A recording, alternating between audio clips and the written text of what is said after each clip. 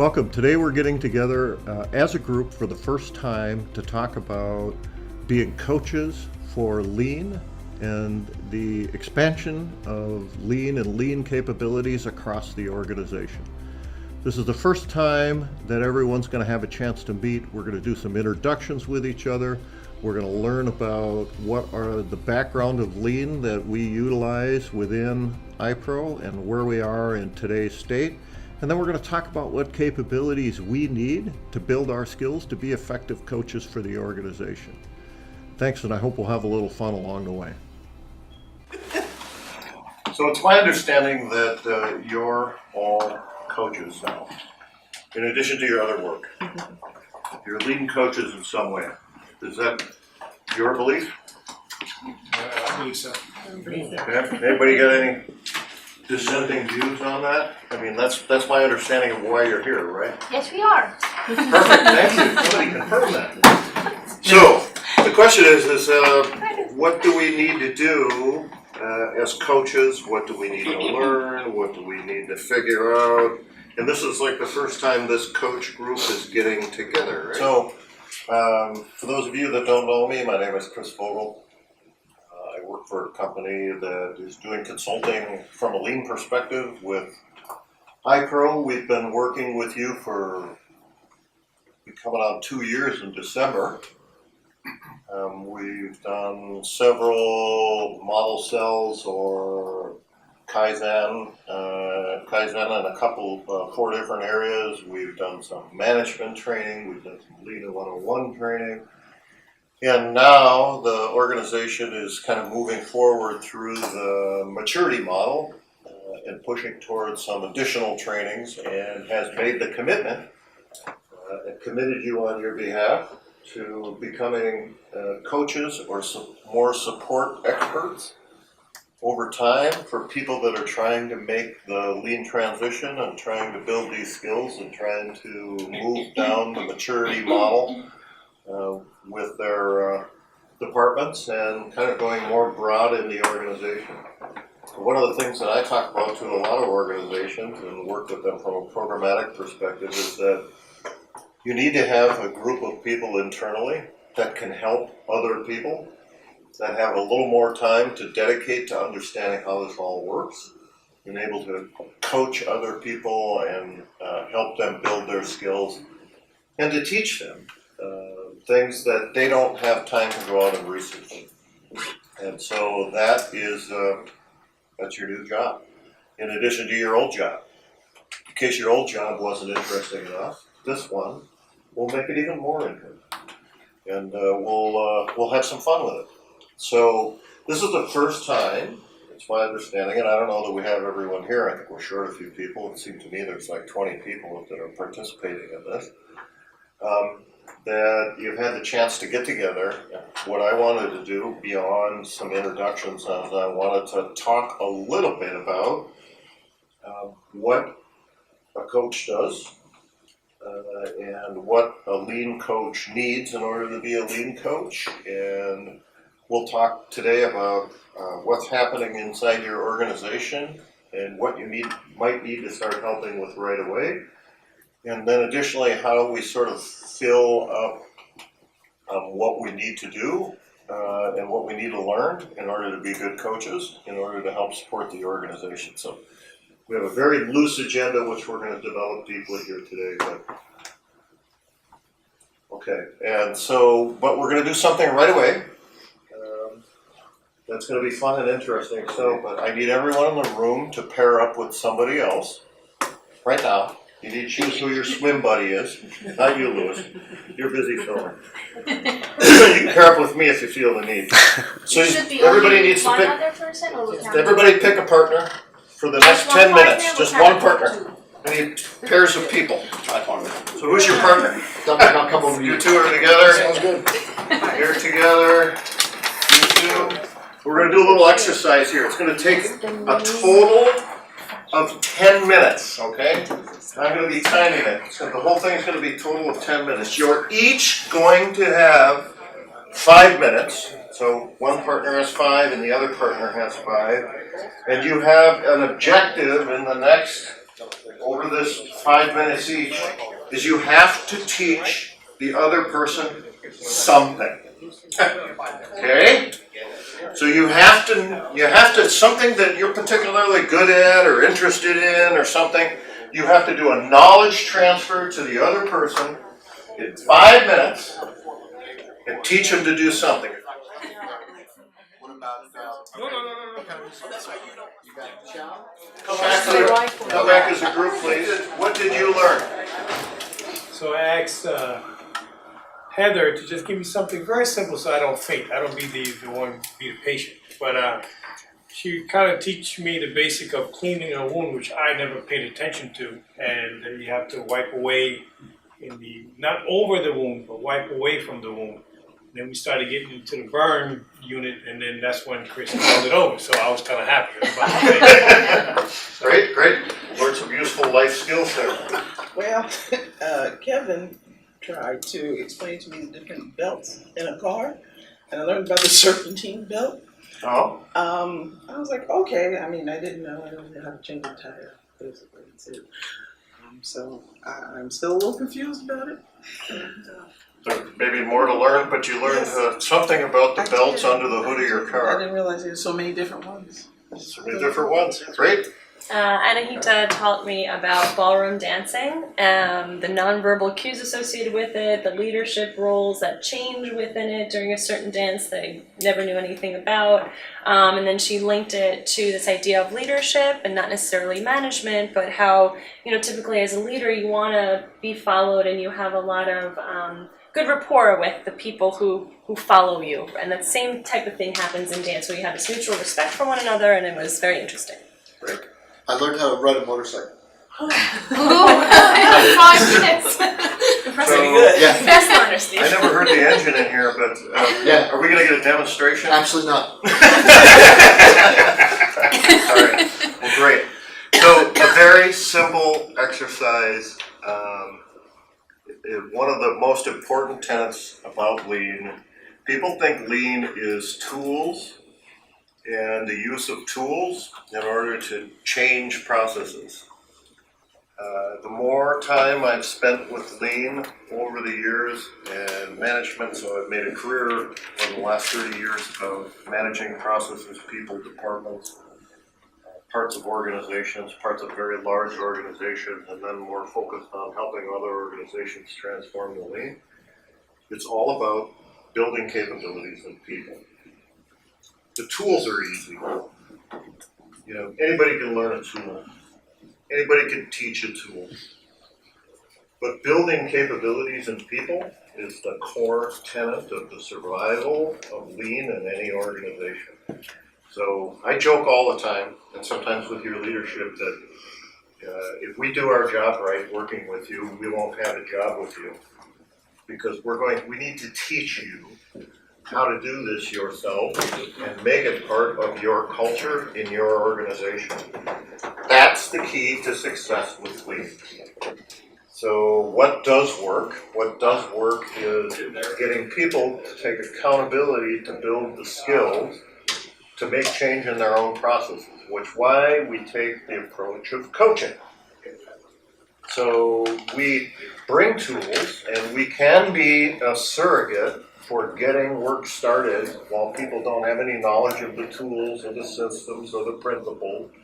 So we bring expertise as it relates to that, but the important part of the process is to understand and begin teaching people that do the work at all levels of the organization about how these tools and principles and methods interact with each other, and then giving them hands-on activity where they begin trying right away, which is why we believe that leaders teach. There's many books written on why, even on the subject of leaders teach. There's probably a couple I can recommend to you. If you remind me afterwards, somebody here has my email. And which is right away, I said, let's teach each other something for 5 minutes. So if we're going to be leaders and we're going to teach, that was a quick little exercise in teaching. So it sounded like you were having fun doing it. I was listening. A good lean person listens to the work that's being done. There was a lot of talk, there was a lot of excitement, there was some laughing, there was some interesting exchange, there was some focus. How did the exercise feel to you? Pardon? Easy. It was easy. What else? These are your feelings, not mine. I can't own them, only you do. I found it knowledgeable and interesting to a certain point. I'm not going to burn you. Well, until you got scared about the body parts, but we won't go there, Kevin. Anyway, other things. So, you know, there's a lot to say about what just happened and the fact that you were ready to take the task on to immediately start trying to teach somebody. Did you, when you did that, did you have a structure in mind, or did you just start talking? I mean, I threw it right at you. Did you have a curriculum? I developed in my mind why So how you built something in your mind, okay, here's what I need to do, it probably needs to be shared in this order, I'll adjust along the way depending on whether they're getting it or not. this part is easy to understand. Then I was kind of using psychology to see which parts are more interesting for her. I can see more excitement, and then I was going into more depth for that specific. Yeah, so, you know, give the customer what they want, right? Very interesting. So in some ways you have to do that to keep people engaged. You can't teach something to somebody that they don't want to learn. It just doesn't work. I mean, they could pretend to play along, but you're not going to make any real progress. So finding that right sweet spot is really important. And something So there's a difference between teaching and coaching. There's a lot of similarities, right? What are the differences? I think coaching, you're not trying to tell them what the solution is, you're trying to get them to kind of evolve into the solution, find the solution on their own. So when we're dealing with IT problems, and I have guys coming in here, they go, well, this is the issue. I'm like, okay, what do you think are the problems? Or what do you think might be the causes? And then, you know, try to elicit from them. And then maybe I may guide, well, you might look into this area, or look into this area, kind of help them guide along. But my goal is to try to get them to think, you know, along those lines so they can resolve problems in the future. Because if I give them the answer, like sometimes that teaching is just, here's the answer, where you're trying to get them to guide them to find the answer on their own. Other thoughts? Yep, I agree. Yeah, in some ways coaching is drawing out the talents that you could see that exist in people to bring them to a higher level of capability based upon some kind of a baseline. If people here at your organization don't understand a tool or a concept or a method or have not been exposed to it, can you coach them? You need to teach them first, right? And then you need to coach them through the process of understanding, developing. You know, any good coach, you could say in any sport, you know, that's out there, the coach is not on the field, right? The coach is on the sideline and they're watching the players and they're putting them in positions that they could be successful in, and they're putting them through specific routines to draw their talent out to get a great result for the overall team and for the individuals as well, both. So you have that here too. You have teams of people that are trying to improve things departmentally, process-wise, that need to work together as a team. But then you have individuals that need to build their individual capability at the same time as well. You have a hard job. It's a fun job. So, you know, I said, you just told me you had some fun, so we should be able to make some fun doing this. But it's, first there may be some baseline that you need to teach to your people as it relates to these subjects. At the same time, or as a fast follower, you need to be coaching them also. So if you're going to teach You can't something, coach out of context. Yeah. You can't coach out of the context, outside of the context of point. action. great way to say it. So, the first thing I want to do with you here today is I want to use this time that we have I think it's important, I think it's important for you that we create a list of stuff that you need to know. So if you're going to teach and coach or get in context, to Steve's great point here, that you need to have some depth to stay just in front of your students. So one of the hardest things for me personally, as a student of continuous improvement my entire career, as well as operations leadership almost all of my career for different organizations, as I was evolving individuals and people in the organization to go to a higher level of performing, after a while, I was trying to figure out if I could stay ahead of them in my knowledge so that I would be a value add to them and the growth of them individually and to them as an organization. I had to reflect a lot on myself and say, what don't I know? And how do I figure out what I don't know so that I can stay in front of the people that I'm trying to help and coach and teach and learn and develop as an organization? And that became, after a while, in my latest role, managing operations back office for Wells Fargo nationwide 8 years ago, became quite a challenge to stay in front of the knowledge of several thousand people, to be able to bring additional skills and thinking and thought leadership and coaching throughout the organization. Now, you don't have that same challenge at that level, but you have an equal challenge at the level that you're starting here now. So I think what I'd like to do with some of the time here today is maybe create some list of things that maybe are two things. What is iPro trying to do, and where is iPro in its evolution as it relates to lean? Right, that's one. So if we know that, we know what we need to be in front of. Right? Is that true? Does that sound logical? Yes. Somebody nod. Yes. We're gonna all take an active listening class too. And then I gotta chuckle over here. You say a lot, and it's like writing all of it down, and I can't do two things at once. Okay. Well then fake nod. Just nod along. And Just keep I'll nodding. be genuine. Humor the teacher or something. I don't know. Or the coach. I don't know which one I am. So first we need to know where iPro's at and what it's trying to do, so we know what skills and capabilities and methods are currently in play or want to be in play in the organization as it relates to your accountabilities.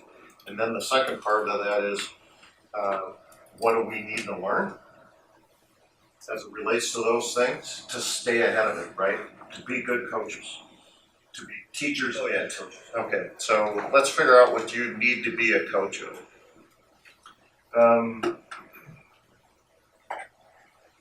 What have you seen so far? Those of you that have been engaged. So has anybody here not been engaged in any kind of lean activity? Marina, Heather, what are the lean activities that the rest of you have seen, and or what are the methods or tools or principles that you've seen expressed that you've experienced so far? Value stream mapping, Okay, value stream mapping. A3 plans, 8 weeks exercise. yes. A3 problem solving. Did you say 8 ways, Dan? Yes. What else? Gemba walks. And when you say Gemma walks, what do you mean there? For people that don't know what that means? Walking where the work is done.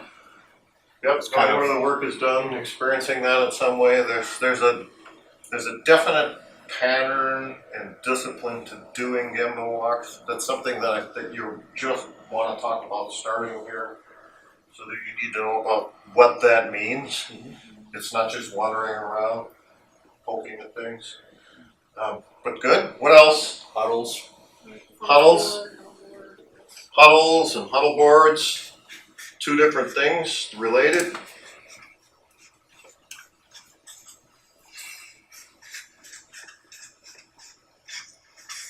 What else? With the 5 whys. 5 whys. 5 whys. 7 ways. Do you remember that? Goals to reduce waste. So waste, so we have the 8 wastes here, but the approaches.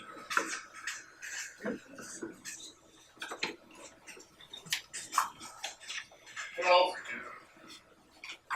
for the people that have experienced fishbone library, fish bones.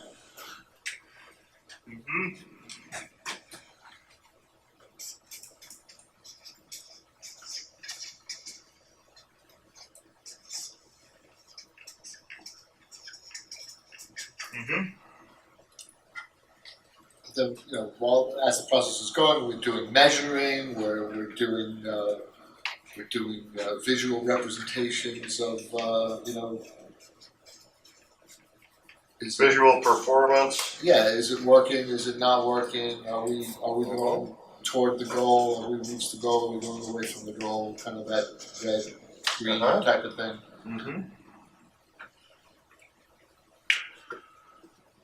The other thing that you don't see, so this is, go ahead, Collecting ideas, collecting new ideas. ideation process. Continuous quality improvement. It's called a Kanban board. Oh, the Kanban board. There you go.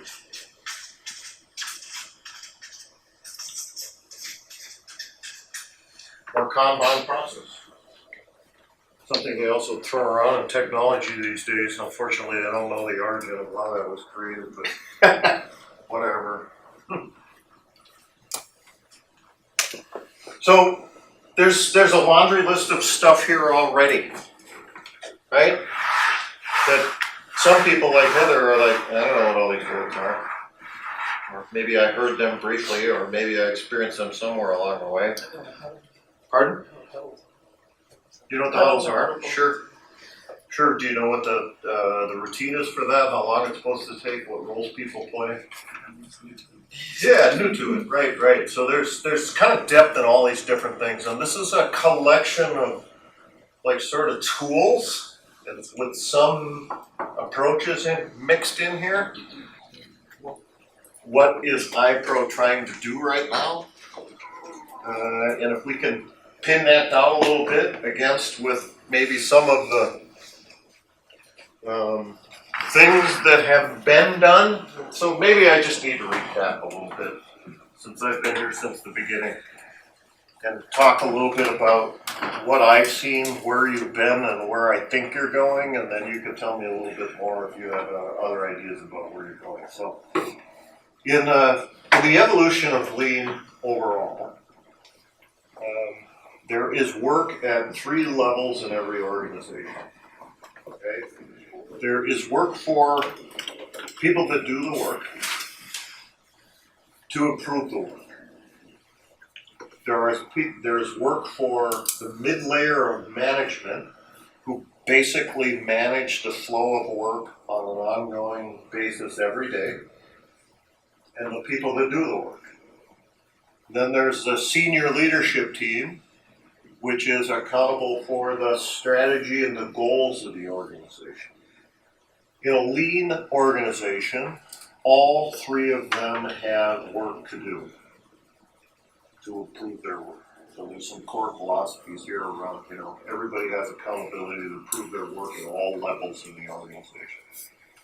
So what are the different tools utilized at different levels? So when 2 years ago in December, this upcoming December, if you went back 2 years, if you went forward in the future and then back 2 years, I met with your full management team at that time and your executive team at the Garden City Hotel. And we did a 2-day event. What is Lean? Lean 101.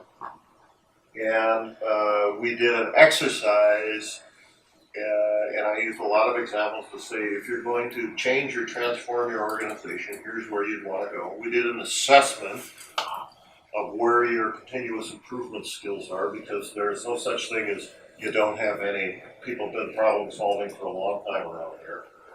So what is the baseline to start from? And we had a discussion about that. We had a discussion about whether or not Lean and the approach of Lean is the right thing for the culture of the organization. So after that December, in January, February, Judy Cashman reached out to me and said, we think we want to do something more. Can we get together and talk about what that something more would look like? And I said, sure. So I got back together with the leadership team and I said, first, out of humility, I've seen it work everywhere, but maybe it isn't the right thing for iPro. The way to find out is to do some Kaizen work. So pick some processes, make them better, follow this method that I'm putting forward to you, I'm suggesting, and let's find out if we get any results or not. And oftentimes people call it like a model cell. So an area where it had a defined scope, that we would improve the process and utilize the tools and find out if we did something well. And then at the end of that, we could have a discussion with your managers and leaders to say, is this something we should do more of or not? Did you get something out of it or don't you? Right? I said, let's not over-invest in some next shiny object or some method in order to find out if this is the right approach for iPro. They said, okay, let's do that. We're going to pick 2 model cells, and so we did that and picked 2 more. And we did some process improvement. Some of you in here were involved in that, and I think we behaved in a different way. We learned some different tools. It was facilitated by myself as we tried to drive through, try to make things better in some way. Okay? And so at the end of that, then the question was, even Ted and group said, I like what I saw, and people seem really engaged. I don't know that it's solving our problem as an organization, but it sure seems to be on a path to do that. What would we do next? And I said, well, if we're going to expand this and you like what was done, then we need to probably do more of that. So there's more that needs to be done. There's lots of processes that could be improved around here. Secondarily, we need to teach something to the management team about what their role is as it relates to this. And then the third thing is we need to work with you at the leadership team to narrow your focus and communicate your goals more effectively. And they went, okay, we kind of trust you, Chris. Let's explore this a little further. And I said, okay, so we need to do some Hoshinkanri. So those are 2 words to you. Hoshin, one word, Kanri, Kanri. Hoshinkanri, and that is the strategy development and deployment method created by Toyota. There's a lot of Toyota in here. Toyota didn't invent any of this stuff. Toyota did a really nice job of synthesizing a lot of the continuous improvement methodologies, which is why they get so much credit for it. W.E. Deming. Doesn't have a damn thing to do with cars. What's that, Steve? W.E. Deming. Well, it started with Deming, but Deming had a piece of it. He didn't have it all either. Right, of course. Yeah, what Toyota did was they brought a lot of even the Deming piece together with a lot of the other pieces. Yeah. Now, Deming didn't know anything about the state proofing. However, he brought in the continuous improvement cycle, which was a missing hole in process improvement methodologies. So anyway, I said we need to start activities with your executive team around creating focus. Because every organization that I go to, big or small, the leadership team, executive team has set too many priorities for the organization to have enough focus to actually improve the organization. So we have a countermeasure and method of facilitation for that. I started that with your leadership team. I got started on A3 strategies, A3 strategy deployment. I had them build some A3s for things they want to improve. I'll share them with you. And a strategy map to create linkage between your 2023 corporate goals and your tactical annual goals that you need to do. So I got that piece going. They said, well, we probably need to do more model cells. And then they said, but I don't know how this all ties together. So how does this tie together? And I said, well, we need a lean maturity model, so I think that's something you all need to get more familiar with.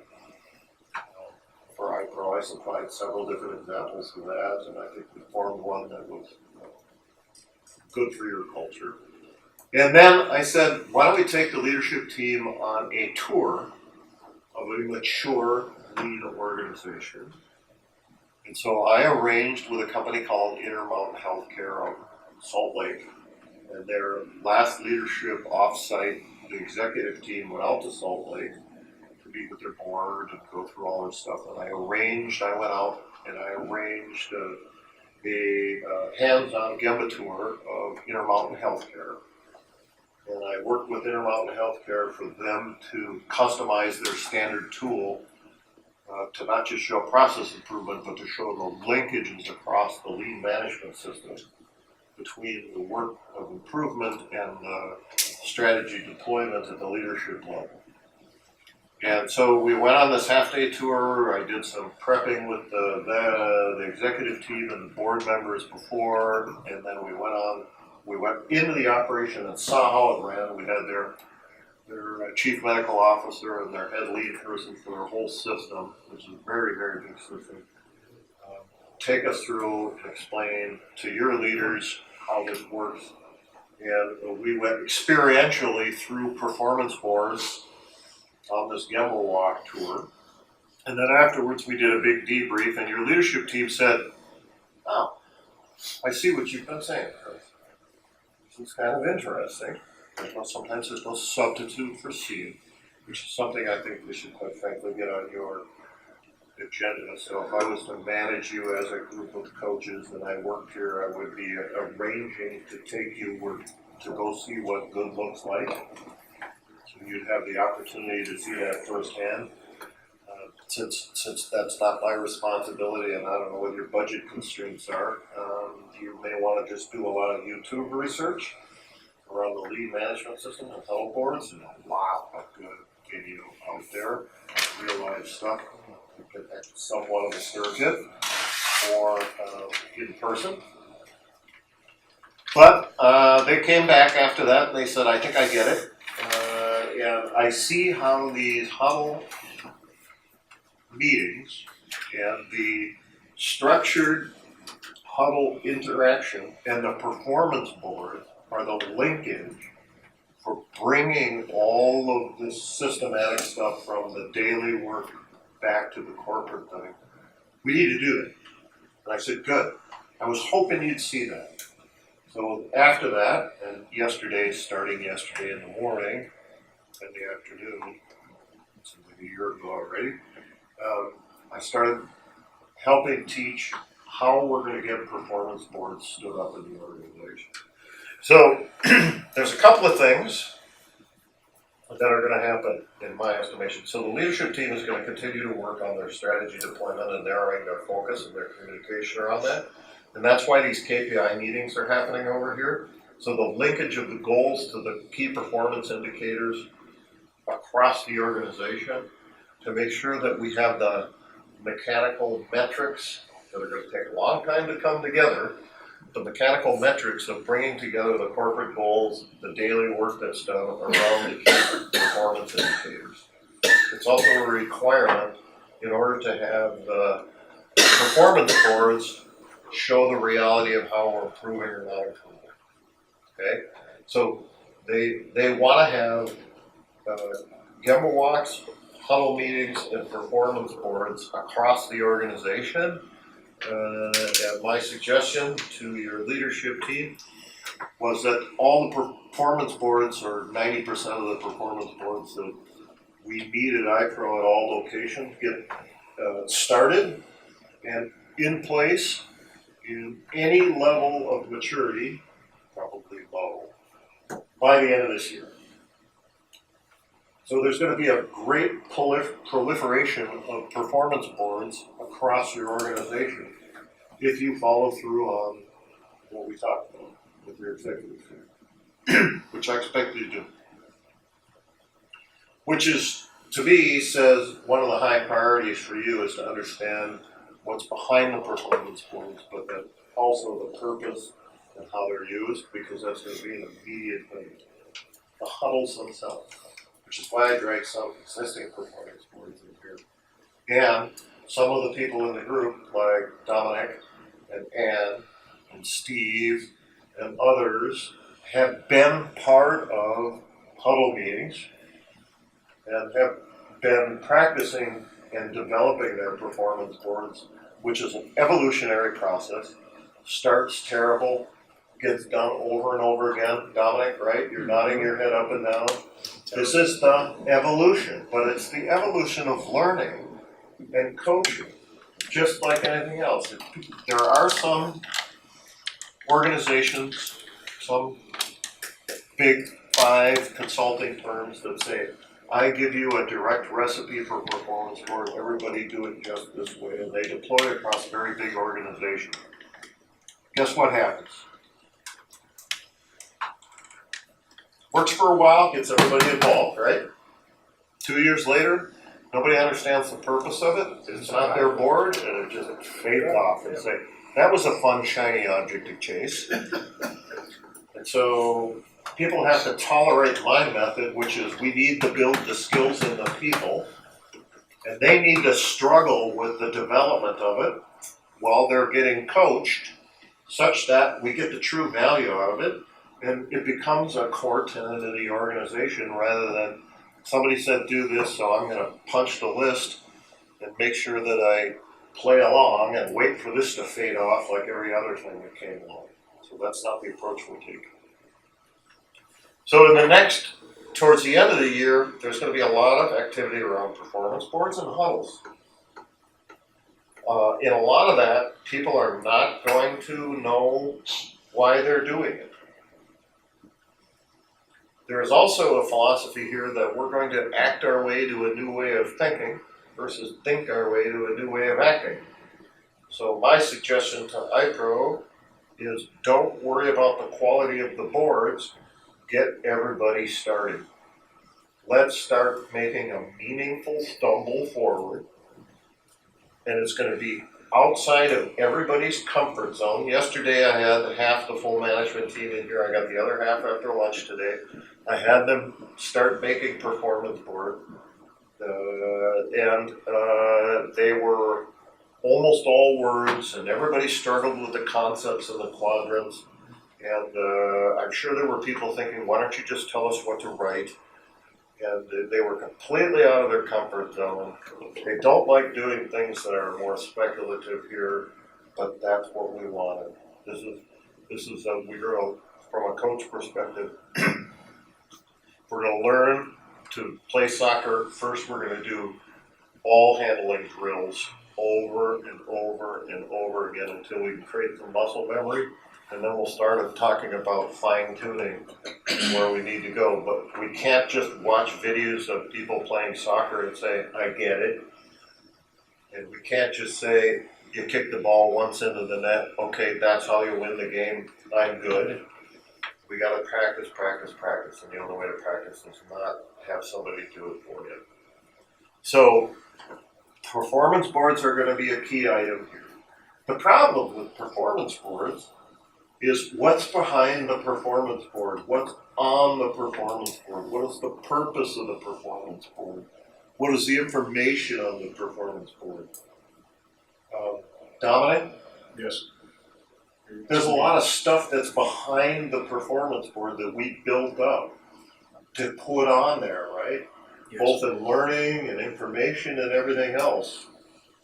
So just to say, do this now without that background piece is gonna be a challenge for your people. But it's also gonna be a challenge to teach. Now you've got somewhat of an advantage because you've been there. And you're not all the way there. I'm not even sure if I'm all the way there. I'm pretty sure I'm not.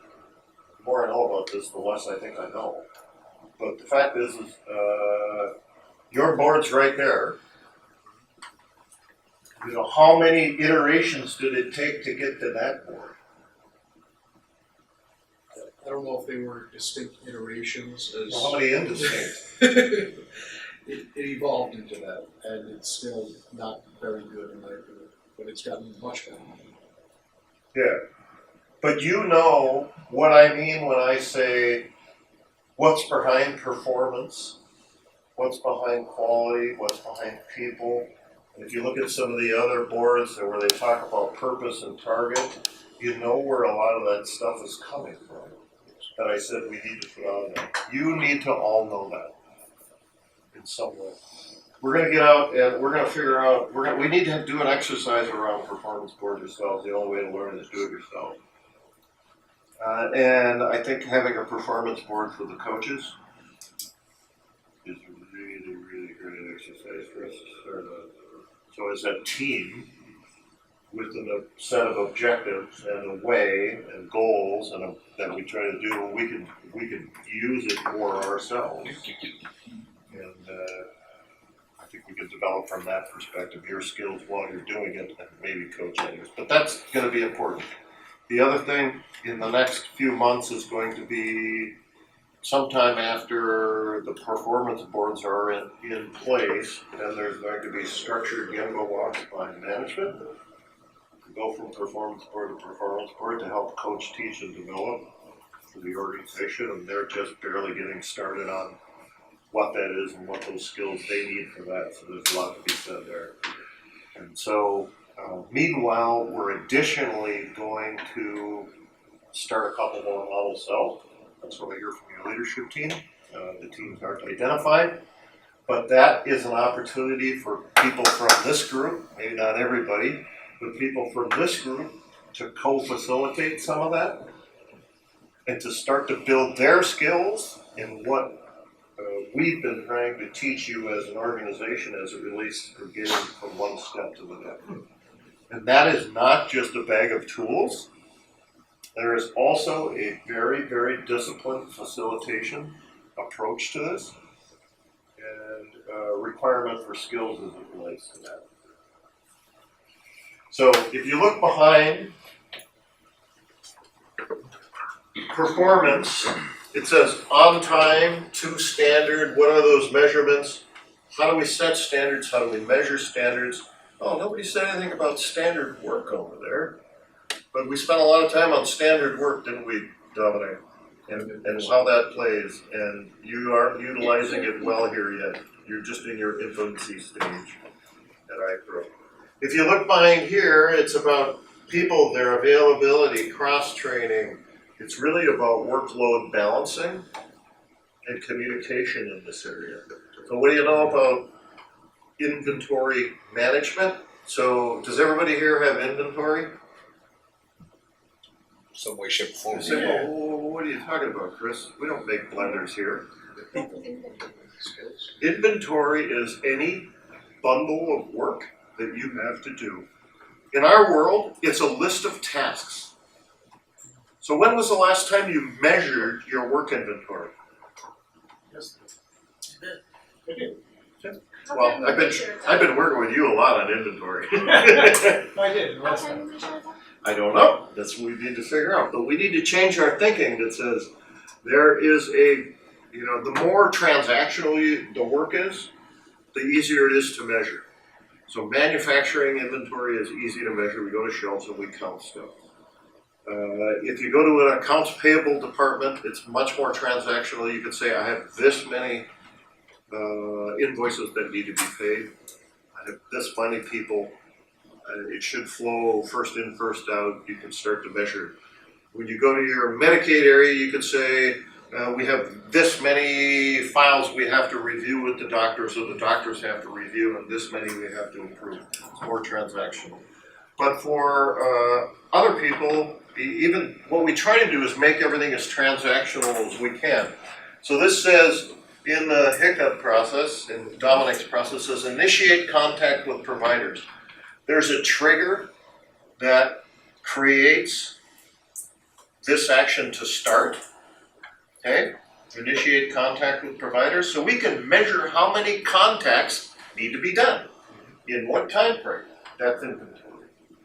So in some way, behind each of these things that are on the surface of the board is the accumulation of all these tools, knowledge, measurements out there that this is now making a visual representation of for the team to help them manage work across a value stream or across a process, the interaction between people, and the ability to know when they need to take action to solve a problem, either in the short term or in the long term. And that's kind of the overall purpose of it. So, continuous improvement, CI. What are the continuous improvement activities that are happening here? Quality. What are we measuring from a quality perspective as an outcome of the process and or as a team of their work? The process flow. We are on day 27 of the cycle of quarterly deliverable at this point. Visual management. So making problems visual and visible so that they're very easy to interact with. There's a lot of stuff that becomes evident on a board as it relates to quality, visuals, what's empty, what's full, what's scanned, what's not, what's been archived, what are the goals as it relates to that? What are the goals? Eliminate paper worksheet archived by 12/2018. New initiatives, communication with the team, ideas that can be submitted at any time on idea cards that go on boards, training that's happening. Side 2, purpose, countermeasure, process, almost a project plan on the back of this board. Continuous quality improvement, performance monitoring, where are we in the process? Internal audit, so how are we adopting Lean as an organization? How are our clients adopting the new tools and templates that we're putting out to them as a measurement of how many times have we gone through measurements on your board, Steve?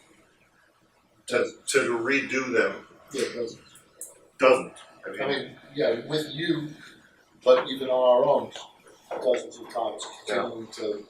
And the idea is that the board helps us make our work visible, and what's important that we need to interact with, and to sum up, and to keep people tracking, and to show abnormal conditions. But my point of showing you this is that behind this is a lot of Lean stuff that allows us to build up to this. So my point is not to overwhelm you and to press you as a group of coaches today, because you all look a little weathered now for some reason. I'm wearing you down. What skills and how do we get them? I want to come back to that conversation for you to be good coaches, to be good teachers, to know when to teach, when to coach, what the difference is, whether that matters or not. Sometimes maybe it doesn't matter, and then have the skills to help move this organization forward. I feel a responsibility, I'll come right to you, I feel a responsibility to somehow now build these capabilities in you over time in a way that works for you, that paces with your adoption of it. Like you said, Anahita, she was reacting in a different way when you were trying to teach, and that allowed you to change your well, I need to know how to do that with you, but we need to get a baseline set as a group and then start building up our skills as a group, but we need to build relationships with each other where we can learn from each other, because you have some people, 1, 2, 3 in this room, that have been involved in some of the beginning pieces, especially you two at the beginning of the whole facilitation of the Kaizen effort. So Dominic, you have something you want to Yeah, add? so I know you mentioned the phrase a meaningful stumble forward for those Yeah. that are not necessarily on the team. So Yeah, I probably overused that. what level of education in this process are they going to be required to actually internalize and use this in a meaningful way, and how much education are we going to be providing them in that? How do you reconcile those two things? Because you say at one point meaningful. It's gonna be rough. Okay. It's gonna be really bumpy. So yesterday, I had half the full management team, and Louis could probably play as a video today, where I had them start to visualize this concept of a performance board and how it would work. I had some slides that we went through, and I got them started on the worst stumble forward, potentially, but it's a first step, right? Where they were grasping the idea of building a board. And I've got the other group this afternoon. And so I've been through the full management team. I did give them homework to say that you need to bring this back to your work area, so they took their materials with them.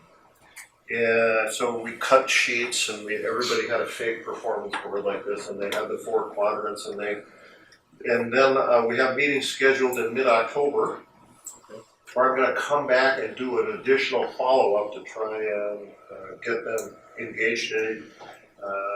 That's probably gonna be 2 sessions as well, if it's at all possible. I would love to have you guys split in half and join that if you're not in that. You were in it yesterday. Join that as well and see what they're struggling with as we go through this. That's going to be really valuable, because if you're going to be coaches, you got to see your coachees and what you're trying to help with. And then beyond that, I'm not entirely sure yet until we build the next strategic plan. So my current contract says this week, and a week in mid-October, and let's get it started, and let's do some additional coaching then, but then let's also work with the coaching group to start to get a baseline set here. And then Patty and I and Eddie will be probably reevaluating here over the next few weeks to say what's the next step beyond that. But I don't know what that is yet. But the assumption is that somehow we're gonna get the group started on a meaningful stumble forward by the end of the year, where people that are gonna have performance boards have that. Additionally, your VP group in these meetings over here and in the near future are meeting with the full management team to set expectations about where they think that who should have what boards. Is there an expected level of comfort with the materials and information? Do you understand where I'm going with it? Because, At this point, it's total discomfort. okay, There's an expected level of total discomfort with what knowledge everybody has. And so that question came up with your executive team, and I said, I think the most important message you can give to the organization is, I've seen it work elsewhere. It took them they saw a model that was 8 years for sure. So it looked pretty damn good. And we're just getting started. So in the beginning, Intermountain Healthcare said, just didn't look at anything like this. But my message to the leadership team was just tell the organization that we don't know anything in depth about this yet, but we see there's a lot of good results that come out of it. There's a better way for people to interact and improve things. And we're gonna go forward, and we're gonna learn together. And your leadership team says we need to do something different. We like our people, we like what we're doing on our mission, we wanna continue to do that, so therefore we have to do something different. And we have to extract value of our people and bring that value to our clients in a different way. And that's what we're talking about as it relates to it. We're not talking about cutting iPro down to save money. What we're talking about is removing waste out of the organization so that it does save money. That's a result, but the mission is to compete better. So the point is you have a burning platform as an organization, whether the people out there recognize it or not, and you will not persist as an organization unless you do something differently. And this is a great thing to do differently. And I don't say that because I help people do it. I quit a job and I gave out several $100,000 an option to go help people do this because it's so much better than the old way. So it's just better way to lead, manage, and run things. I believe that firmly. So the question I want to come back to now with some of this background stuff is, what do we need to learn between now and the next time I come back and we sit down with each other that you could do from a self-study or an on-site perspective that can help advance your both lean skills so you can teach and your coaching skills so you can coach? Just thinking about all the tools and options we have available to us, I think maybe building an A3 would be a good start, Dominic. What do you think? Kevin, cousin Kevin? Yeah. There's a background, there's a current situation, Background situation. there's some goals and targets, That's right. there's a problem statement. Problems. Yep, this will be more of a strategy A3. So instead of the root cause analysis, we're gonna have a section for justification for action. And then we can start building an action plan. It seems to me that we have some of these tools from a lean perspective that we're gonna try and teach. Maybe we should use them and learn how to use them as a way to teach them. So those of you with A3 skills, I would like to see someone take control of the screen and pull up a blank A3. We believe that every story can be told on a A3 size piece of paper. And we followed the concept that says, I don't know, Mark Twain said it or what, if I would have had more time, I would have written a shorter letter. In other words, it's harder to think a lot and write less than it is to write a lot and think less. So we're going to write less and think a lot and consolidate everything down onto one piece of paper. The one piece of paper can either be a problem that we're trying to express to the organization, or it could be a strategy in the Hoshin Connery process with your executive team. It could be a strategy to deploy something. I think today we're going to follow the same basic form, but we're going to follow the strategy deployment A3, it's the same form. And I think at this point, let's just put building the lean coach team and their capabilities. I think that's something at a high level that we need to nail down. Today's date, we do all the important parts of it. Today's 20th. Probably somebody's birthday I'm missing. Project lead is probably Patty.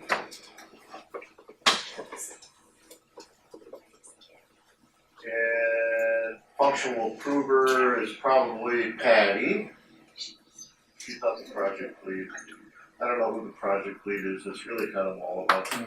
And the team members would be all of our names that we can plug in there at some point, and they should be in there. So it's all of us. So maybe you can drop all our initials in there off of your sheet. And then in the background, we need to start to write some of this background that I just talked to you about, not all that detail, but some background about where you are in your lean journey or why you think lean coaches are important.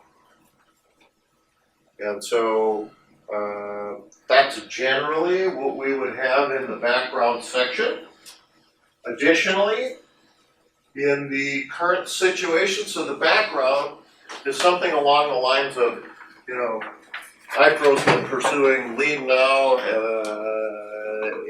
in several different ways as we've just started our journey, blah, blah, blah, blah, blah, something related to that. Our current situation would be more about we've done some model cells, we're ready to do some deployment of performance boards across the organization. We're going to start Gemba walks, we're bringing KPIs into alignment with the corporate goals and the team members' actions. That would be more of the current situation. And then it wouldn't be the problems statement, I think we will go with a problem statement in this particular one. We're gonna list out, this group has started, it doesn't have all the skills that it needs to do that. So who wants to take a stab at crafting let's make some small groups here. Somebody wanna take a stab at crafting the background statement, some small group wanna take a stab at the current situation, and somebody at the problem statement, or do you wanna work together? The current situation is something more along, you're in your lean journey and now you have coaches. I started a lean journey for the last 2 years. I'm gonna take these back. And we can modify this when we play this. For the last 2 years, IPRO has conducted several model cells and has now. Sorry, my. No, I have tabs on, sorry. Alright, Background. We can move it, yeah, good. 4 models. that's correct. But that's in the background thing. Yeah, so that 4 model cells. Has 4 model Let's move cells forward. and is looking to now expand lean throughout the company. I think that's a good background. It's a start, yeah. So we're gonna play around. But That's, it's a good, at least in the current situation would be then Hi, how are you? Nice to see you. again. part of the We're expansion. working on of an lean A3 is for to coaching group. Developing a coaching. Move up to where you can see. And you guys are the better. I'm just this is my thoughts. Right. Brainstorming. Go ahead. So it's a wider rollout of lean in the organization, is the development of coaching and model cells. That I think would be the current situation, right? That's what I have. No. Just that last sentence. From IPRO down. cut and paste. Yeah, that one. I would say put it in the current situation. That's what we're looking at. We can expand that a little The bit current more. situation is as of right now. Yeah, The background is how you got here. yeah, correct. Right, there's a trigger right now. There's a group of coaches that we're looking to help expand and spread lean throughout the company. And then our problem statement would be how to develop the skills for the coaches to be able to do this journey. Yeah. So basically, as what Chris had said, that we'll be like internal consultants. I don't know if that's the word we want to use. I think you want to use coaches. We'll be, So the problem statement would be, what are the problems to us effectively?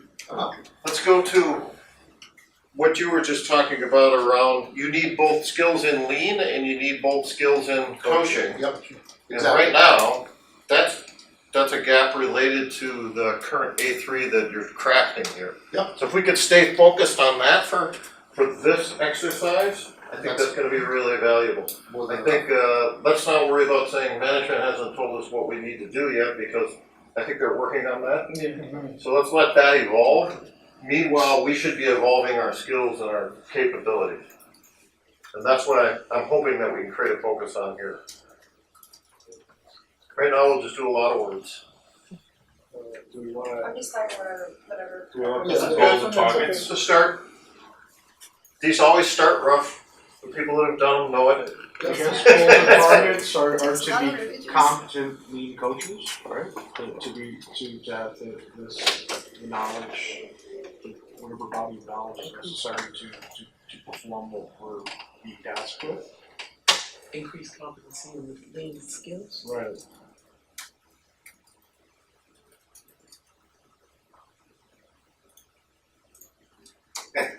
Maybe also evaluate resources, that will allow us to do this.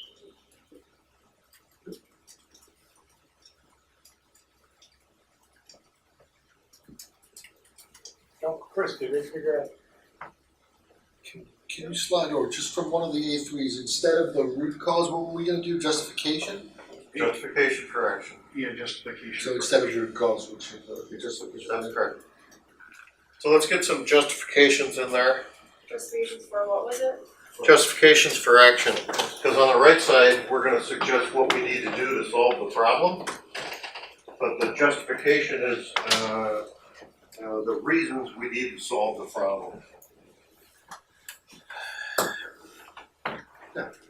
We want to be effective coaches. Efficiency of the coaching as a whole. First of all, I think learning. Right? You need to know as much or more than the people you're going to coach. What's a justification for building a lean coaching team? I think maybe it's to support each other in the process. It's not justification for the actual creation of the lean team. Okay, that's done. You're it. It's justification For the goal. to, justification for what we're going to list out in the countermeasures and action plan. So don't we need to know So the- this? We have a background. Right. We have a current situation. We have a problem statement. We could just do nothing. But somehow we want to justify what we need to go and do. Coaches need to have more skills in lean than who they will be coaching. That's, you can't coach without it. Sounds logical to me. Justifications for action, I think if I'm just gonna throw some things at you to think about are, you need to understand at this point what you need to learn. No, we don't know. Yeah, get a grasp on what you need to know, right? That's one thing. You need to have at least enough skills to be able to coach people about the topic of lean. You need to have improve or be taught facilitation skills, right? You need to have a better understanding of coaching and coaching skills altogether. I would say those things are sort of things that at this point, unless you feel like you're 100% on those things, that's justifying what we're gonna suggest you might need to go do. I like that we know that we have a limited amount of time to acquire those skills. There you go. So those are all bullets. 1, 2, 3, 4, 5, 6, 7. Whatever those bullets are. So oftentimes when we get to a strategy A3, when we go to the right side, it's just about an action plan, but I like the idea of leaving some countermeasures in there. Should we justify why we need coaches at all? Pardon? Should we justify why we need coaches at all? Justify why you need coaching? Where are all the mics? Are they all over concentrated? We need one down here. We have More an people came additional down one. this If we way. came down this way to be part of the thing instead of being I know. observers. So let's be respectful of the people on the phone. Wouldn't the limited amount of time be easier of problem about? So I'm sorry, let's address your question and then we'll come right to you. I said under justification for action, should we still justify why we need coaches at all? Or it's No, I think that decision's been made Okay. on your behalf. It said, we definitely need people internally that have more skills than other people to help them. That's I think more, that's decided. We're not making a pitch to the executive team that says you need this team. They already said you're the team. They just say that. it's more the problem They just statement. Say that in the other meeting. It's more about what we need to do to be good coaches and justification for what we're going to do over there. So I know I'm railroading you guys here, and some of you have internal coaching skills in A3 a little bit more, but I want to move you to countermeasures very quickly. And we're not going to worry about action plan, but we're going to countermeasures. So I'm going to suggest some countermeasures. So a countermeasure is that you need to work together as a group to find out what skills each other have. Right? Okay, good. So that's an action, a countermeasure you need to take with each other is find out what each other have. Another one is you need to find out, more specifically, to your point earlier, Steve, what leadership expects you to be coaching. Alright, because nobody told you what you will be coaching quite specifically yet. And another countermeasure could be, there may be 4 now instead of 3. 3 is a guideline.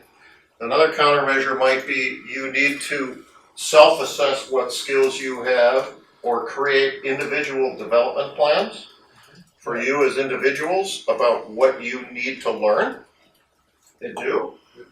So I'm gonna suggest that, IDPs. Identify resources of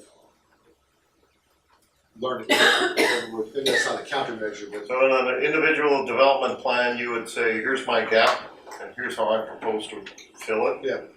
And that might be book learning, going to class, listening to me go on endlessly, blah, blah, blah. right.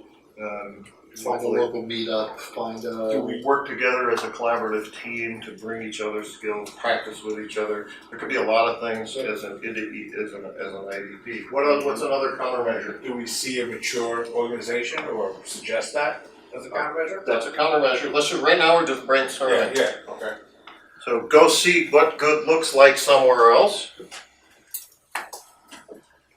This is where I suggested potentially as a substitute for that temporarily, go online to YouTube and start doing some research as individuals. Identify area for improvement. Well, you're gonna be pushed into those. Well, so that you present to your leadership what areas that need improvement, so that get their buy-in. Sometimes the improvement project may not come from. This was more about improving this team Improve in this their team. skills. Yep, so sorry, Elsie, Think we're not good enough? you came in late. This is about improving this team and our skills as coaching capabilities more I than see. anything else. Okay. We'll get assigned or maybe help assign to improvement areas outside of here, but this is about the formation of the coaching. How to improve we can also, Us, us. Okay. what do we need to do to be good coaches, right? To be able to help other people with their processes and Yeah. stuff. we can practice, like in other words, we can do some mock-ups, we can come together, we can do some of what we've said, and then we can come together and do NA3 without a facilitator, facilitate ourselves through, or whoever has, work together, take different roles in the process in a sort of safe, I hate to waste time doing something that's, but we can find things that we do need to do as a team and start to apply some of the tools and the things we're learning together inside the team. Take 5 off. I mean, it's somewhat. Here's what I want you to do as a coach. I don't want you to get too far into your dribbling drills without having some other base skills behind it. I'm gonna pull up something else here on my laptop while you guys work on this. I don't want you to write an action plan yet. This is part of the responsibility of an A3, as you have been involved in before know, is socializing this with the sponsor. Okay? So getting the sponsor's feedback on how this can work. And I suggest doing that before you get to an action plan, because I think you've gone far enough. So what I'd like you to do right now is I'd like you to go back, and as you know, my feedback is probably gonna be your background, your current situation, and your problem statement aren't good enough. Correct. So I want you to go back and work on that, and stop where you're at with countermeasures and not do action plan at this point. And I only want you to spend about 5 minutes or so on that, and then we're gonna stop, and then I'm gonna have you do a performance board exercise very quickly. So you've got 5 minutes to strengthen the left side of your A3. Go. I have a question. Yeah? So the time restraint that we have, wouldn't that be considered a problem in our problem statement, not necessarily justification? Oh, that's a good question for you. Sure. I think that was, the problem statement was that we already know we have a very limited amount of time, so that's the justification for action. Yeah. Over time, because the company is looking to start pushing out performance boards, that's why there's a limited time. Right. But would that Because- be considered our problem statement as coaches? Well, That's it's a problem that we have to encounter, not that. true, but it's also the reason why we have to push quickly to be coaches. It can go either way, without a doubt. But I can see his point where it's because they're pushing out performance boards and they want it done by December, they're gonna be pushing out all these performance boards, and some, except for a couple people here, I don't know how to help them out Yeah. with them, so that's why I feel there's a limited amount of time for us that we have to act and get ourselves up to speed as quickly as possible. But for the, Just move on, because you said you have only 5 minutes. for the last 2 years, so I guess maybe the background. Once we got first started doing learning as We need to practice among the group on how to set up. Yeah, each department's gonna have up their own board already. Starting 2019 January. And they have to have it completed by the end of the year. Yeah. Our job is to help them if they have questions, or sit in with their huddles and sit in with those things. That should probably be included in the current situation and with. Yeah, exactly. IPRO leadership has decided to, right, to. Hey. Perfect, yeah, exactly. Say that again? So IPRO leadership has decided To have all departments across the company provide performance boards by the end of the year. right, and identify, That was my indicators suggestion. and I think we put it in there just to be problematic to see if it's true. I don't know if that's actually true. That was what I suggested was a goal. I thought I heard it That's somewhere the else. goal. though. It makes was sense. like Is it over there? the Yes. other meeting, They so took the that's goal. Good. They took the bait. They give us time to practice, so we have our time.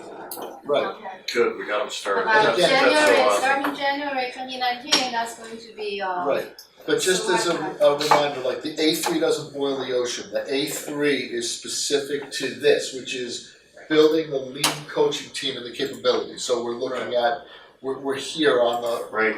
we're here on that, without going off into all of the other aspects of iPro's lean process. Right. But how to make us, people in this room, So to be coaches. Yeah, maybe Kinda the like- next, to this end, we've been tasked with coaching, yeah, right? how do we go from not being coaches to being coaches in the period of time allotted?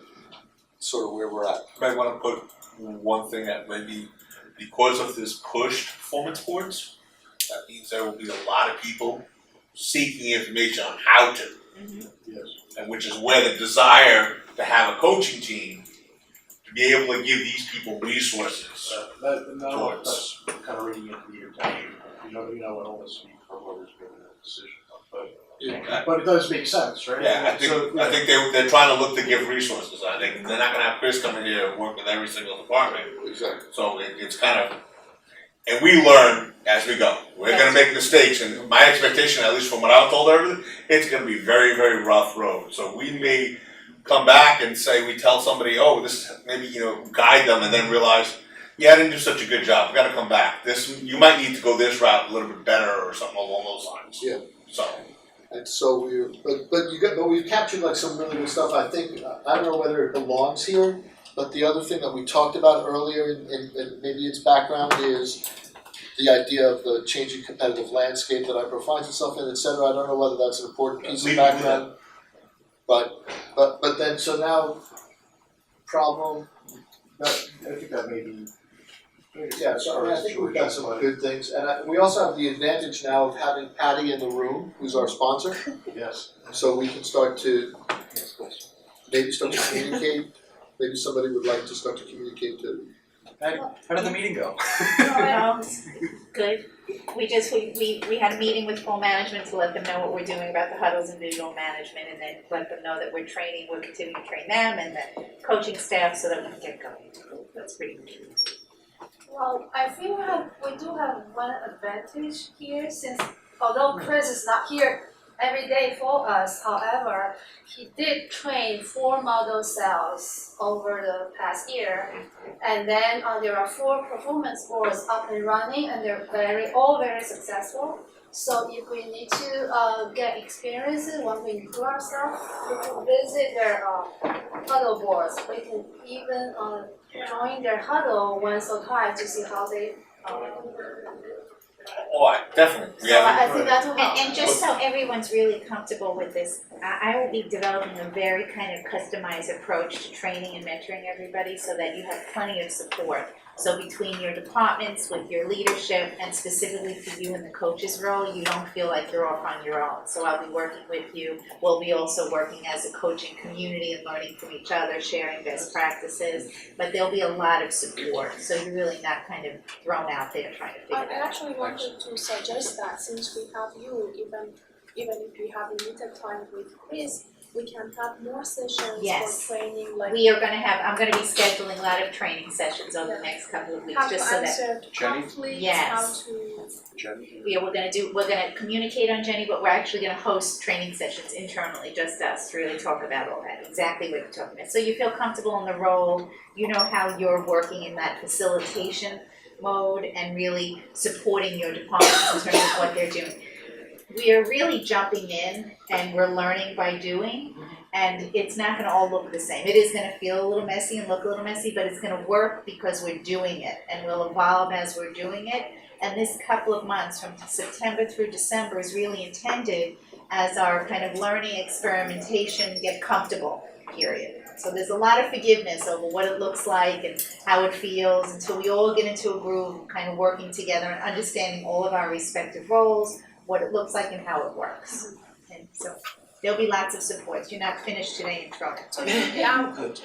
I'm sorry? So you will be our coach. Yes, I say During that. I'm the the coach process. to the coaches, so I'm here, and I'm here all the time, so that makes it easy.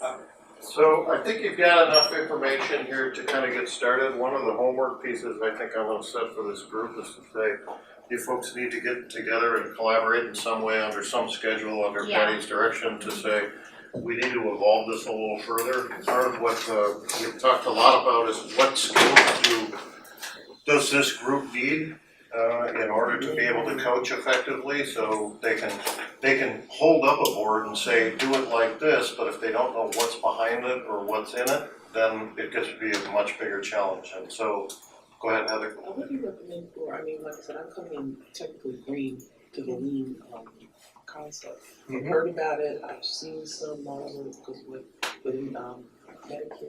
Yeah. But yet still I consider myself a novice. So what would you consider someone like, I guess Lean 101, would you say YouTube, or is there some place where we can go and There's, We'll provide you some There's basics. skill- basic Don't skills worry. is what Yeah. I'm saying. The basics we'll give you, don't worry. there's an access to Skill Pro, Yes, Yeah. which does have some lean very good point. classes Oh, in okay. there that Very at good least maybe you understand, and it's your self-paced, so Yes. you go, you read it, you That's a kind of very good evaluate and stuff like this, some videos, so. And I'm pulling together videos and other resources that we can share and make available. Do I just sign up for it, or I have to go through something? Board, I can request the session. Thank you. Yeah. Always time of time. Okay. It's Time give you sensitive. like 1 month or Right. 2. Thank you, I would appreciate And that. there's a certain number of licenses, so we can make sure people have access to it. That's right, I can And the request that. source for obtaining a license is Nancy McGrath. So if you contact Nancy, But that has to she'll- be done. It has to be through down from, Yeah. I can nominate you, I can put you in. Okay, thank you.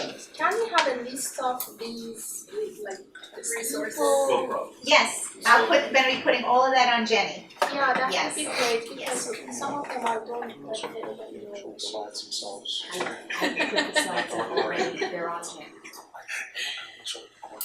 Sorry.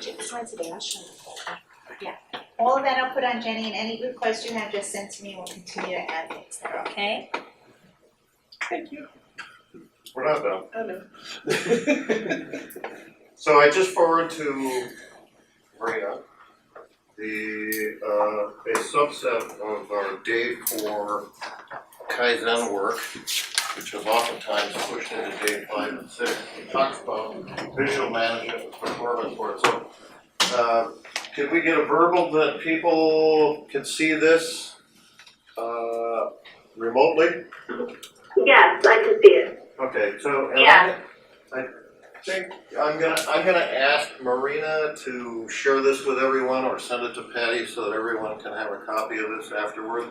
But we're gonna kind of go through this quickly. So if you look at visual management, how do you know the process is operating the way it's supposed to and that standards are in place? And you don't have a lot of standards today. We've been building standards with the model cell process, but there's still a lot of standards to be built inside the organization. More than anything else, I say over and over again, the performance boards are mostly designed for, well, they're designed for a couple of reasons. To communicate what needs to be done, okay? So that the goals are clear to everyone. And then it should also be monitoring performance in some way so you know when you're off goal or on track for goal. Do we have an abnormal condition or a normal condition?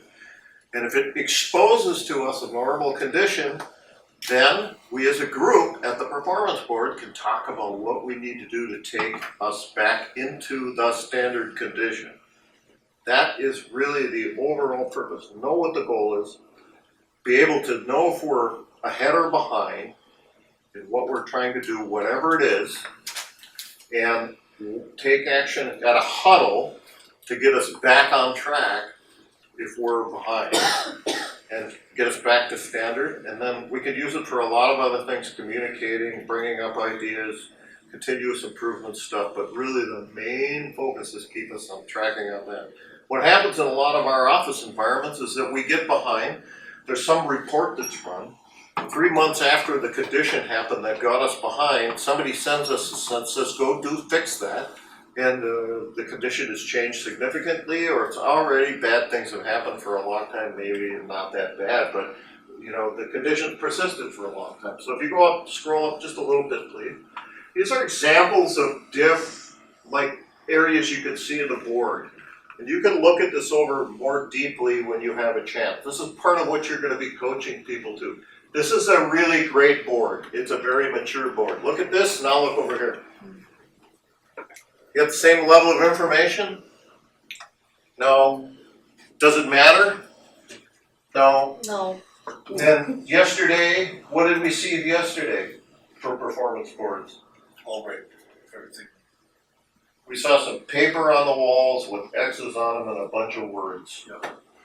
But people are just starting, right? So eventually you could get them toward things like this. Scroll to another one. So driving behaviors, driving right metrics, creating alignment, identifying issues in real time in the huddles, contributions known to the gaps and everything. Go down. People, performance or process, continuous improvement, cost, quality. Main categories that we expect on every board. Not every board has all of them. You'll have this, and you've had it before, but Allison has. But you'll have all of this. And it's like, go back and think about how you create categories for this. What actions are people taking to continuously improve? How are they making performance visible? One of these sort of asked questions around that. Go to the next one. Different pieces of information that might be on a performance board. So that's slide 5. Go there. An example of one. You know, lots of graphs, no words. They usually start as all words. Go to the next one. Different teams tracking how they're doing against their goals on a daily basis. Doesn't look anything like the other one. Go to another one. Here's where we're at. Things we need to do, plan, actual. That's a whole performance board for one team. That's probably very transactional work they're doing. Not a lot like your work, but again, it's different work, different boards for different people. Here's one with some of the categories, lists of people. This is more of an IT, this was more of a sprint board. Here's where we are in the status of projects that we're moving forward. So Scrum teams have performance boards as well. We overlaid Lean on top of that for DevOps and things we're doing along those lines as well. It depends on the work that people are doing and the board and what you're trying to make visible. So you guys have to have a lot of flexibility and know it's okay to not know exactly what it should look like in this process. So this talks a little bit about the huddle itself. Daily touch base, maybe 10 to 15 minutes, maybe it's not daily. Most people don't want to do it because they're too busy to do a huddle, but they're so busy doing wasteful work all day, they have to concentrate their time on waste. Okay, so I'm being sarcastic here. It's like, let's take a few minutes and do a huddle. Allison, have you gotten value out of doing your huddles? Yes, absolutely. Yes. And I also want to say that during the huddles, you would actually have your review the board and see what's working, what's not working. And then we revise the board, and then we revise our measures, because people may say, oh, this measure doesn't work, we try the other measure. And then the board, don't worry about your initial board, it's going to evolve. 3 months later, your board will be totally changed. Because So- you're testing what's working, what's not working. My suggestion is for everyone here that's gonna be part of this coaching group, you find out when some of the existing huddles are, you start attending some of them. You need to do that. You need to be the fly on the wall. Huddles are open communication meetings, there's nothing secretive about them. You have a golden opportunity to see already what's being done in your organization and understand, and maybe you wanna stay a few minutes after class / the huddle, and find out from whoever's doing the huddle a little more depth about the existing boards you have, so you can help coach other people about those components on those boards. You guys accept my premise and my challenge? Yes. Yeah, and for those of you that have been in huddles and have been to different boards, you need to go to some different ones. So you should go to Allison's huddle, and Allison should go to your huddle. And Ann should go to one of the other ones. You should exchange some of you, broaden your experience in some way. Okay? Allows for all of these things, you guys could read about this. Why have huddles? Go on. If you would, thank you. Prepare for the day, week. A lot of teams are doing once a week huddles, some are doing twice a week. I just found out one's doing once a month. These are really important meetings. I think it's important to you as coaches find a way to encourage people to do at least twice a week. A lot of organizations do it every day. It's just 10 minutes, and not everybody has to be there. You got 80% of the group, that's great. The group trusts each other. Every day you make little adjustments and move forward. So that's something to think about. Brief, interactive, relevant. Keep going. How do we huddle? How do we pick what to talk about? What should be our schedule? Everybody has to figure these things out. What do you want your board to look like?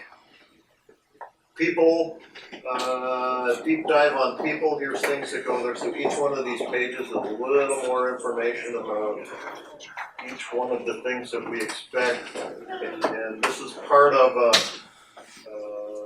book of stuff that I think I've already provided to you, but this will be an example of that. The staff role, the team lead role, the daily stand-up meeting structure, how it works. There's a lot of information for you to study, and what you need to do is you need to go and experience this in an actual huddle and talk to the board owner about the huddle itself and how it works. I'll work with folks to set that up so you know what the huddles are and when they are, and what they Can I ask a question? I can see that we are recording this meeting, which is very Yes. interesting. I made a suggestion on Jenny that some of the meetings, either over the phone or in person, if it's not confidential or doesn't have any problems, we can record them and then share them with all employees. It can be helpful to develop management skills, to develop understanding of what other teams are doing. Great idea. Are We can these definitely film huddles- some huddles. And you've got Lewis. Yes, we have Lewis. Great suggestion. So here's what I'm gonna challenge you to do. Go to some huddle, get in the cycle, go to the existing performance board you have, get a deeper understanding of that. And before we meet again, we're meeting again around the 17th or 18th. Advance somehow, find some time. I don't know who's taking accountability for the A3, but the A3 is, this group just started, is to talk about what skills they need to do this well. Great. So if you could So- share that with me, I'm happy to help you with that. They already identified you as their formal leader for this, so they're gonna be checking in with you to get this together. But we just did this very quickly, probably we've only spent 30 minutes on this A3. Okay. My suggestion is you guys need to collaborate on that A3.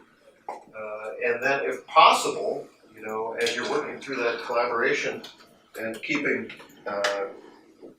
Patty in the loop, we can have a conversation about what we will do when we get together next time. Both experientially and academically to deepen your knowledge as it relates to it. And that A3 should help push out what those priorities are for you. Combined with your attending these huddles and the performance boards and starting to help with that meaningful stumble forward, to get everybody to start to build their performance boards. So what questions do you have? Any questions from the phone? No questions. Any questions in here? So immediate next steps, you'll hear some information about scheduling some of our own learning community work. I'll be communicating with you about huddles and what you can go to. I'll be working with your leadership and your management group to talk about the huddles that will be going on within your teams. And then we'll talk very specifically as a group and individually about what your role is and how you can get involved in that. As we talked about the other day, some of you might be moving into coaching and facilitating right away. Others might be observing for a little while or rotating in that role. So we'll all take on different shapes and formats, but we're gonna get going right away. I hope this was a good use of your time this morning. So I have a question. Yes? This is Lynn. I think I just understood the last speaker person was that Patty said that some of us will just be observers of the process, or will we be notified if we are to take the lead in an active coaching project? Yes, everybody will be involved at some level in coaching and facilitating. It may start out with you doing direct coaching. It may start out with you doing observing before you're leading or facilitating your own huddle. It'll all take different forms and formats, so that I just wanted everyone to be flexible and adaptable, because we're kind of, each department is rolling out the huddles in a different way. So your department may have many huddles going on, it may have one. So if there's one huddle, you may all be learning together in your department around that. But if there's multiples, you may be coaching one or many of them. Okay, thank you. Sure. Thank you for your attendance and participation in today's session. Don't forget, the most important thing is to take action, learn, and adjust as you go. Good luck in your lean journey.